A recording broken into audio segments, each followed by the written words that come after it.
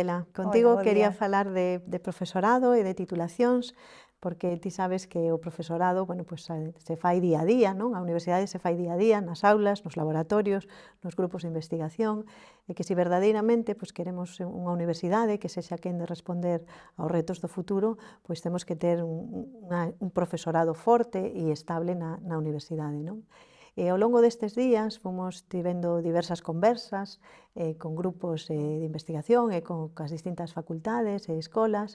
Un dos problemas que nos plantexaban a moi grande parte deles era que en moitos departamentos e grupos vanse xubilar moitísimas persoas nos vindeiros anos, non? De feito, bueno, pois xa estamos tendo un número elevado de xubilacións neste momento, non? Este ano hubo E moitísimas. moitas anticipadas, ademais. E moitas anticipadas, Así que se efectivamente. está adiantando ese proceso. Se adianta o proceso de xubilación. Pois aí temos que pensar ou temos que plantexar algo para esa remuda xeracional que ten que ser a vez un reto e unha oportunidade, non? Un reto no sentido de que temos que ser quen de manter ese coñecemento que temos na universidade, neses grupos, neses profesionais, excelentes profesionais que temos hoxe en día na universidade, pero a vez tamén a oportunidade de captar talento, non? De renovar e captar persoas talentosas que poidan vir a facer esa remuda xeracional, non? Como crees ti que podemos plantexar ese relevo? A ver, a intención é facer un plan de remuda, un plan rexe, de rexuvenecemento institucional. A realidade é que xa estamos adiantándonos a esas xubilacións masivas, estamos metendo xente, non? Pero hai que meter moita máis, esa é a realidade. O contrato programa ten que vir a rexuvenecer as áreas, en moitos sitios onde hai cantera, onde hai doutores, estamos metendo axudantes doutores, pero en moitos sitios onde é máis complicado atopar xente, tamén estamos metendo persoal máis permanente, pois PPLs, titulares e demais, E como non? podemos facer para incorporar persoal nesas áreas que, digamos, non hai esa canteira, non? Que dis ti de posdoctorais ou de predoctorais que poidan facer esa continuidade ou ese seguimento. A ver, o contrato programa que eu penso que veu para quedarse, porque é un instrumento magnífico para incorporar xente que poida rexuvenecer eses departamentos, vai seguir estando, e eu penso que ten que reforzarse de feito, porque cada vez imos ter máis e máis xubilacións.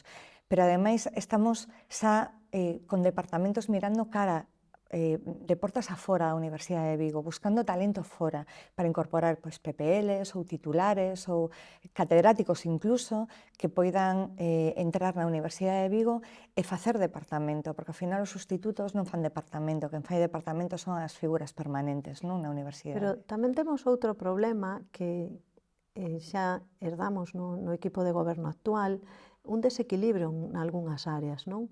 Algúns departamentos en concreto ou algunhas unidades docentes pois teñen moito máis persoal que outras que son estas máis demandadas.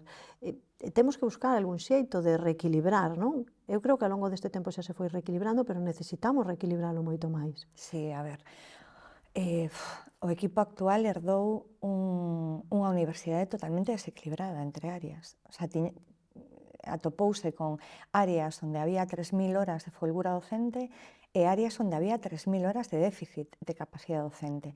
É dicir, case 6.000 horas de diferencia entre algunhas áreas, o que é inexplicable dende o meu punto de vista. Non sei como se chegou ata aquí esa realidade, pero agora temos que poñerlle solución, non?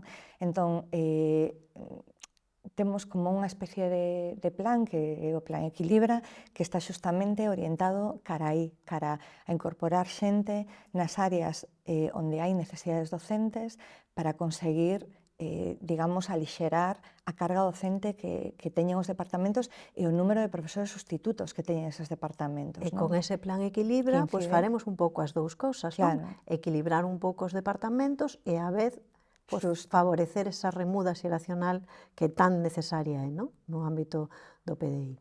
Sí, e logo temos que a xente pensa que toda a parte de estabilización e de promoción tamén, que eu son das que pensa que quen fixo os deberes, a institución ten que responderlle promocionándoa, porque é o seu, non? Claro, o sea, garantir, digamos que é importante, non? Que cando a xente entra na universidade, entre tranquila, porque saiba que ten garantida esa carreira académica, non? Que se fai o seu traballo como debe facelo e consigue esas acreditacións que lle correspondan, que vai ter un seguimento e unha continuidade, non?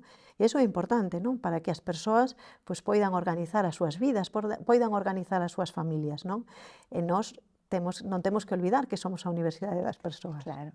Nos comprometémonos a que todo axudante doutor que remata o seu contrato, e incluso antes, porque están moi pouquiño tempo dende o punto de vista dos 6 anos, ao final están entre 2 e 3 anos como axudantes doutores antes de que os estabilicemos, non?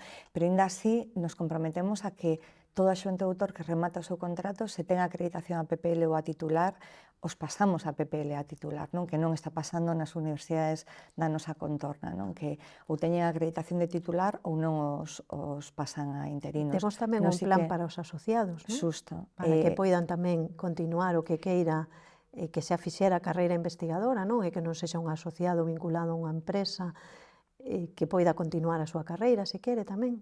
Sí, que outra figura rediseñada pola LOSU é que hai que poñer mimbres para axudar a todos eses asociados que temos na universidade e que non atopan cabida no marco actual da lei actual, da lei de universidades, da LOSU, a que poidan promocionar. Bueno, aquí hai que ter en conta que nos últimos anos tuvemos moitísimo cambio normativo. Moitísimo. Cambiou a lei da ciencia, cambiou a LOSU, pero ademais un cambio moi notable, non?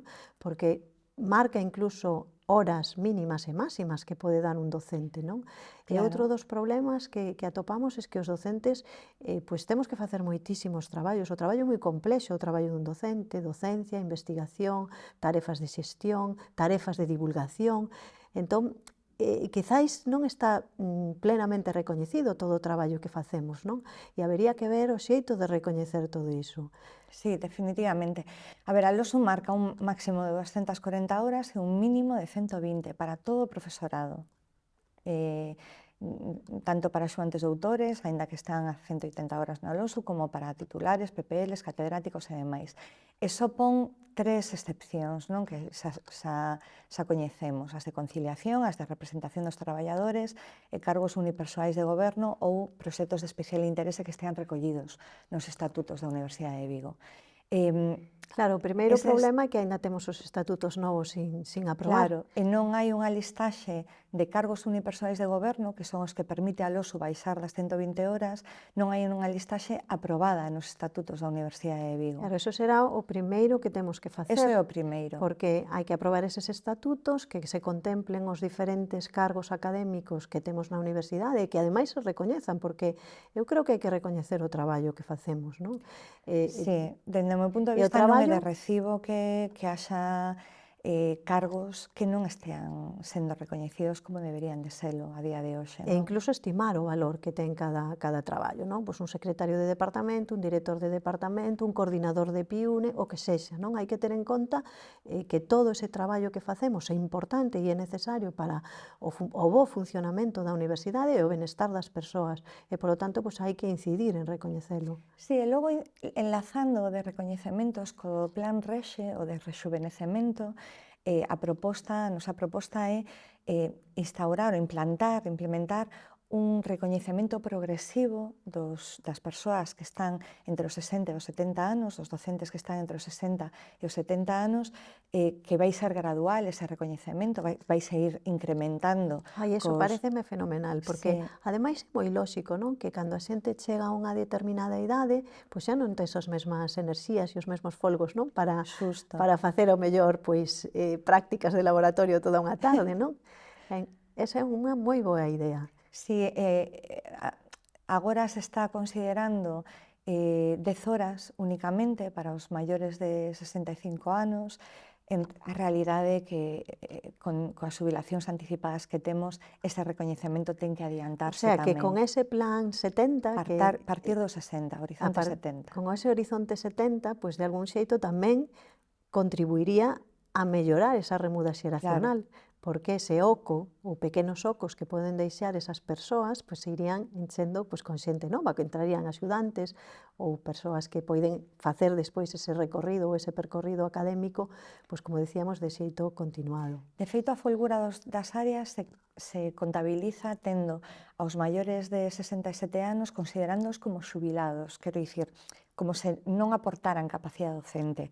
Agora baixamos esa idade a 64 anos. Os maiores de 64 anos vanse considerar como xubilados a efectos de calcular a capacidade docente, xusto, para adiantarnos. Entón, entón os cómputos xa van máis preto do que vai ser a realidade, non? Máis realista. Moi ben, tamén hai que pensar que imos mudar un pouco, non? Nos tempos, a universidade cambia moi rapidamente, a sociedade cambia moi rapidamente, e a noso redor temos cambios vertixinosos, non? A propia intelixencia artificial, incluso as novas tecnoloxías de facer docencia online, pois vai facer que tamén cambien as demandas da sociedade, os empregos, e incluso temos que cambiar as titulacións, temos que facer titulacións máis flexibles, máis adaptadas aos novos cambios. Nese sentido, pois, cal é a túa visión para esas novas titulacións ou para que enfocarías esa... A ver, eu penso que a clave vai estar nos dobres graos, porque os dobres graos son moi apetitosos, captan a moitísimos estudantes. Estamos frente a unha época de xubilacións masivas do profesorado, pero tamén fronte a unha baixada de estudantes moi importante, do número de estudantes moi importante na universidade. E, polo tanto, hai que poñer en marcha campañas de captación, o sea, medidas, ferramentas de captación dese estudantado. E os dobres graos, que xa falamos con algunhas son moi atractivos facultades, os dobles graos, de feito, na Universidade de Vigo énchense os primeiros, aínda que teñen moi poucas prazas, pero sen dúbida son atractivos, non? Porque incluso se imos a dobres grados internacionais, eu creo que imos ter moito máis éxito tamén. Sí, aí hai que negociar coa Xunta que permita esa combinación, non, de dobres graos. Pois se me ocurren varios, non, que xa saíron algunhas reunións con algúns decanatos, tanto en Ourense como en Pontevedra como no campus de Vigo, non? Temos algunhas titulacións que son exclusivas da Universidade de Vigo e penso que temos que explotar, non, esas... Temos que pensar tamén nunha formación ao longo de toda a vida, non? Agora están esas microcredenciais, non, que de algún xeito pois axudan a mellorar, non, a formación das persoas, aínda que teñan unha carreira, pois sempre necesitan estar implementando e estar mellorando aspectos, non, as soft skills, non, as denominadas ferramentas blandas, non, que fan tanta falta, non, tamén, e que se poden integrar dentro desas microcredenciais. O das microcredenciais é moi interesante, porque permite xustamente iso, reforzar o coñecemento. O que dicías, non? A sociedade está cambiando continuamente. Agora temos a inteligencia artificial que nos ven como un tsunami a barrer moitísimas das metodoloxías que tiñamos antes, metodoloxías docentes. E, polo tanto, hai que estar constantemente reciclándose, como docentes, pero tamén como investigadores. Iso tamén é importante para o profesorado, o sea, toda a parte da innovación docente que imos ter que reciclarnos nese sentido, non? E saber pois, integrar aí nas nosas clases, na nosa docencia. Tamén hai que recoñecer ese traballo, non? Dentro do persoal docente, por eso decía que hai un amplísimo abano de actividades que facemos e que hai que telas en consideración. Sí, dende logo, vamos, sin dúbida. Eu agardo poder ter o tempo suficiente, o tempo necesario para poñer en marcha todas esas medidas, algunhas empezadas, pero implementalas, terminar de implementalas e reforzar outras, non, que son necesarias, aparte de poñer algunhas novas en marcha, que penso que... Faremos un programa para os vindeiros 6 anos para intentar facer todo ese percorrido tan interesante. Moitísimas grazas, Adela. Grazas a ti. Un placer. Igualmente.